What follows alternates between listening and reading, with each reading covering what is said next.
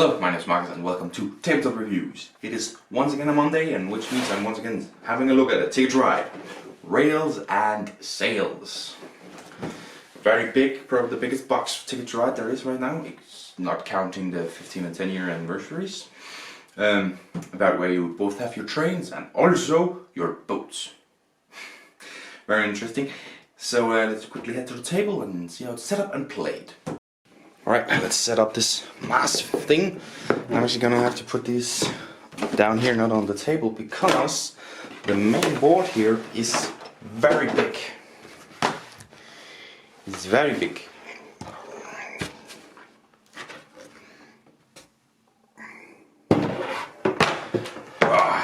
There we have the world map right here, and you can barely see it. It's right there. Jesus Christ. Alright, well, of course there's a few key differences to this one. The first part is that you obviously go through ships and trains. So what you have here is a regular pile of ship cards. They look like this in this game. Oh, that's upside down. Bam. Quite different all over. Mix those up. Put them over on some side of the table, whatever side you choose. And you will flip over 3 cards. Of course, 3 top cards. Bam. Then you'll do the same with the ship cards here. Now note that some of the ship cards may be double ships. This one, there's 2 ships up here and there's 2 ships on the artwork, and this is a regular, just a singular ship. Again, mix those up, sort it nicely, put them in, and flipping over the top 3 cards. There we go. That's that set up. Another thing that's quite different.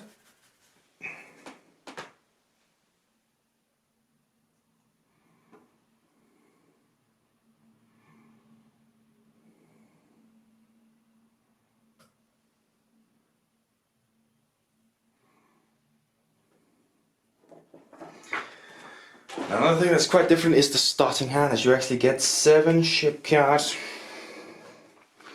and, well, 2 train cards like normal. So let's just say the players are here, but you get 7 ship cards each, which is a massive number, and I'm actually having to double read that, and I did read 7, and actually you get 3 train cards, and then 7, 3, 4, 5, 6, 7, 6, 7. Just needed to double check the rules, but yes, it is 7. I remember correctly. Boy. Then of course you have your player marker right here, which we can place down here next to the 1, just to find out it is 0. And then finally, you have all your components right here. I'm just gonna bring out one color. You get the idea. Basically, you have a bunch of ships and a bunch of boats, and then you have 3, well, not stations, but harbors. All harbors you get, but mixing together ships and trains, you need to have 60 total. For the starting game, they tell you to go 20 trains and 40 boats for a starting game, but you can mix and match exactly how you want to do it. I'm not going to count it up now, but that's just the reference there. And then of course you have the one thing that's quite normal. Let me just make sure I get the correct cards right here. Tickets. Give 5 to each. You have to keep 2 of them to start off the game.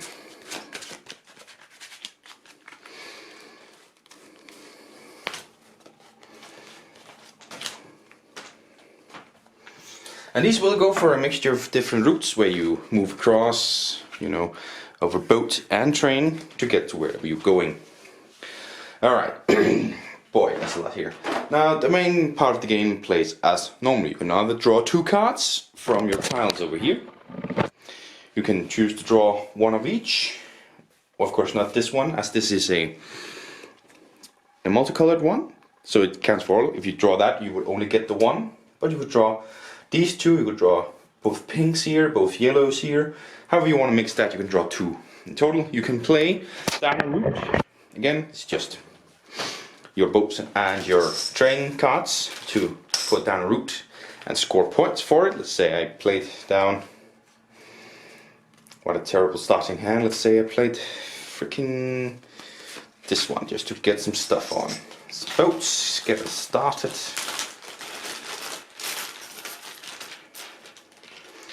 So we head on down here. There we go. You know, discard this one to a separate discard pile. Or you can draw up the very regular 4 new tickets to get and keep having to keep one of them. Now the big different thing is, of course, your little thingy. Oh, of course, when you play down 2, you score 2 points, I believe. What the hell is the score track of that sheet? So there, yeah, 2 and 2. Great. Your little harbors here. You play down a harbor on a blue zone, the ones with the harbor symbol like that. Now you must, for example down here, these 2 symbols here. Now you must be touching it without the boats or trains, and to play it you need these symbols up here. It's a little harbor symbol right there. You can see it. That symbol. So you need 2 boats and 2 trains with that symbol in the same color. Hello, Zoe. That is my cat, laying right there staring up at me. So yeah, pretty freaking difficult to achieve, to get those. Very difficult to achieve, but then you can put it down. For example, in Miami, don't even have close to having cards right here. Anyways, say I played it there. And that's about the difference. Now we come to the scoring, of course. Scoring is very much the same. You have your tickets, score for everyone you completed, minus for everyone you didn't complete. And of course, you know, the point you achieved throughout the game. Then you get harbor points. Points for your harbors. Well, you get 20 points if the harbor, if you know, you have one route card that has the city in it and there's a harbor and the route is completed. And you get 20 points for having 1 route, 30 points for having 2 routes, and 40 points for having 3 or more routes. So, let me see if I can use this one in here. That's not even the correct one. No, obviously I haven't really chosen it. But if I had multiple routes with, for example, Miami, and like I was going to Edinburgh, and I was going to Rio de Janeiro and to Lagos, I would score more and more points if it was at Miami. And that's all that's different, honestly. Oh right, yeah, minus 4 points if you have not used all of your harbors. Well, it's minus 4 per unused harbor. Boy. And that's all of the points, so that's how you play the game. Well, at least, you know, the world map. And you're probably wondering, well, is the Great Lakes map any different? No, it's not. Absolutely not. There is no difference between the world and the Great Lakes in terms of gameplay. The only difference, only bloody difference, is the amount of points you score for your harbors. It is simply a different map. Now honestly, I'm not complaining about that, but I am a little bit. I read through the rules just to make sure, but you see the Great Lakes map right here. Very nice. Score track is in a different way. But yeah, you score this exact same, except you get 10 points less for your harbors. And that's about it. That's the difference between it. So yeah, let's head back on about and talk about it. A quick addition to the rules that I forgot to mention is you can swap between trains and boats along the gameplay. So if you want, for example, you need 2 more trains, but you have 2 extra boats, you can switch it around with some from your supply. It all will cost you a point per switch. So for 2, it would cost you 2 points. Yeah, forgot to mention that. Anyways, the gameplay, let's talk about it. Well, the gameplay in essence is Ticket to Ride, but this time you are switching between boats and trains, which in of itself is very interesting to do the switch and trying to manage, you know, and you gotta have some of both. Definitely need a little bit more boats than I do trains because those are the long routes.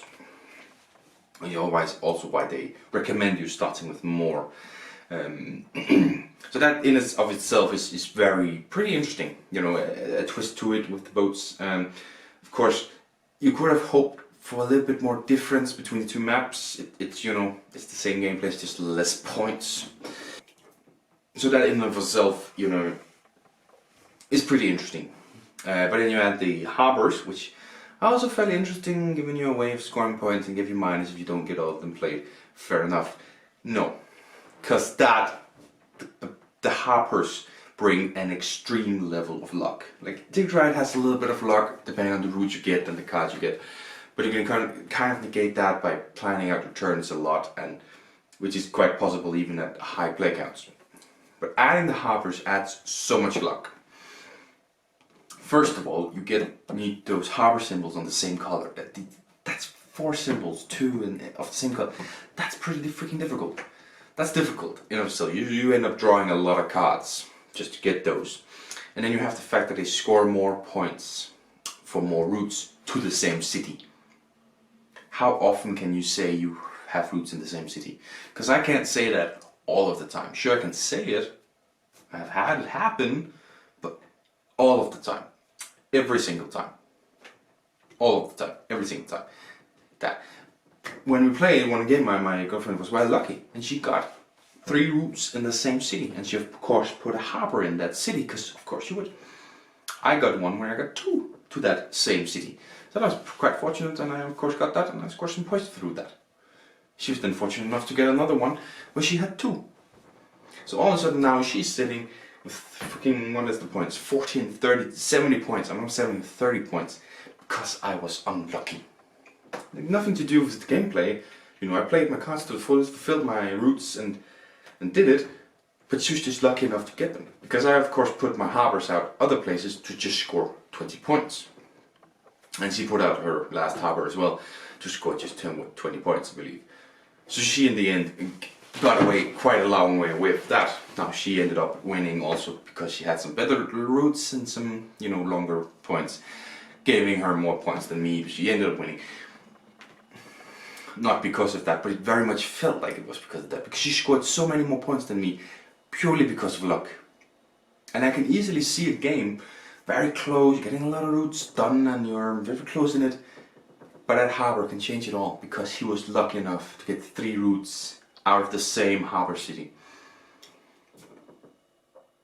You could also have placed down a harbor very early on because you think, yeah, I'm just gonna get this down, points, and then later in the game you draw up cards to go to that city. So you didn't even plan, which my girlfriend halfly did. She had 2 of the same ones, you put one, and she drew up the 3rd one. So you don't even plan, you're just lucky enough to get it. So it adds so much luck with the harbors. I really don't like those. I think it's interesting mixing trains and boats in this game, bringing it across the world. But the harbors add so much luck to the game. It's insane. That's basically all there is different to the gameplay of this game, of course. Of course, playing the harbors, by the way. I mentioned a lot about the scoring, but the playing of the harbors is just bullcrap. Again, adds so much luck. Because it's got to be the same color, you got to need 4 of them. It's insane.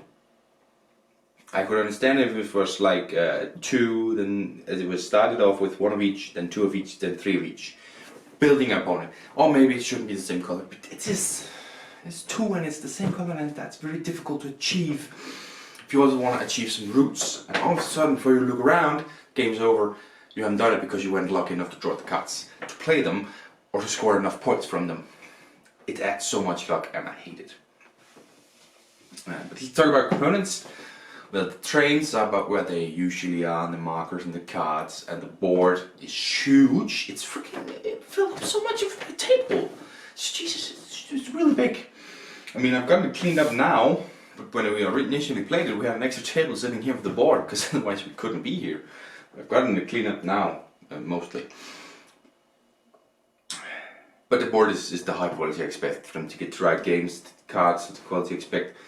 And then you have the boats, a new addition to it. good quality, very good quality. Like trains, they just don't look as detailed, the boats. I think they're missing something in the look. Like the trains are pretty good and some detailing on them, not amazing, but they look pretty good. The boats are kind of missing a little bit of detailing on them, something to make them stand out a little bit more than just plastic pieces with a furnace. That's about it. That's not the name, is it? I don't know. Chimney, that's the word for it. Chimney, that's the word for it. With a chimney. But other than that, it's good components that you expect of good sturdy box. And of course, artwork is about what you expect. I like this one because it makes all the trains and the boats look a little bit different, a little bit more to a culture, so to speak. So that's nice, making them more unique, all of them, instead of just, you know, game to game, but it's you know, the game, so that's nice. The board, the Great Lakes board look really good. Like the world map looks good, it looks like a Ticket to Ride map. The Great Lakes map is really cool, the green makes the blue pop a little bit more, and the artwork around, that looks really good actually, the Great Lakes map. That looks really good with the artwork on it. So that's pretty nice. So yeah, does it lie to you? What does that say on this box? It's probably in here. 2 to 5 players, 10 and up, 90 to 120 minutes. I mean 2 to 5, yeah, that's the same as most Ticket to Rides. 10 and up is, yeah, this is not the most complicated Ticket to Ride ever. You can kind of understand going around, so yeah, sure. If you played with the kid a bit more, right? Like I know my sister my brother who's about 10 and my sister who's closing in on 10 would not really play with this with me. I think that's a little bit too much fun, but I haven't played a lot with them because they don't really want to play. But otherwise, sure. 60 to 100, what's that? Or was it 90? With 90 to 120. That's probably fairly accurate. 1.5 to 2 hours. It's fairly long. There's more boats and stuff in it. There's more options to choose. But I think you'll play it a little bit faster if you're playing with people who knew Ticket to Ride and who learned the game. But yeah, sure. It's about where it is. I mean, there's not a lot to talk about with Ticket to Rides. I think they're pretty accurate. I think LNR, Moon and Days of Wonder are very experienced within this one, so they know what they're talking about. So what is the final score for this game? It's gonna be another low score for this game, 7 out of 10. As I say, that lock, the trains and the boats, fairly interesting, I like it, but then you add the harbors and you add such an enormous level of just love the draw. And that just brings it crashing down. If the harbors weren't there or if they were different, this quite possibly could go to a 9 or a 10. That enormous amount of luck just pulls it right down to a 7. Considered even making it a 6, but it is still a Ticket to Ride game, and that's what's keeping it at a 7 out of 10 for me. But I'm still keeping it. The goal is still to own all the Ticket to Rides, so it's still in my collection. It's still someone that I'm keeping. Just probably not going to play it that much, like the Japan map. So yeah. I mean, going to the Japan map, the Italy map pulled it up a little bit for me because Japan, in this one, lock is pulling it way down, but the train and boat mixture pulls it a little bit up again, keeping it at a 7. So yeah, that's another episode of Tabletop Reviews done. Thank you very much for watching, and I hope to see you in the next one. Bye.